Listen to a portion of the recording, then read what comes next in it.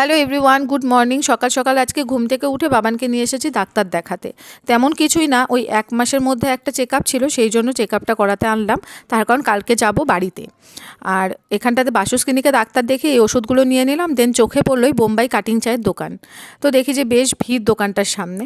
তারপর ভেতরে ঢুকলাম, ঢুকে 2 কাপ চা নিলাম, মশালা টি। তো চাটা এতই টেস্টি ছিল খেতে, মানে জানি না, একটা অন্যরকম ফ্লেভার ছিল। আর তার সাথে নিয়েছিলাম চিজ টোস্ট। বেশ সকালবেলায় আমাদের ব্রেকফাস্টটা ভালোই হলো। আর বাবান এসে এখানটাতে ওই ক্রিসমাসের জন্য ডেকোরেশন করা ছিল কিছুটা ওপরের দিকে, তো ওগুলো দেখে ও কিছুতেই কোলে থাকবে না, ও সমানে নিচেই নেমে যাচ্ছে। তো কোনো রকমে কষ্ট করে চাটা খেলাম, আর ও তো সমানে দুষ্টুমি করেই যাচ্ছে। তো আজকে এখান থেকে গিয়ে প্যাকিং করতে হবে, তার কারণ কালকে আবার আমরা বেরোবো। তো আজকের ব্লগটা এই পর্যন্তই রাখছি, দেখা হবে নেক্সট কোনো একটা ব্লগে। তো তোমরা সবাই ভালো থেকো, সুস্থ থেকো, টাটা, বাই বাই।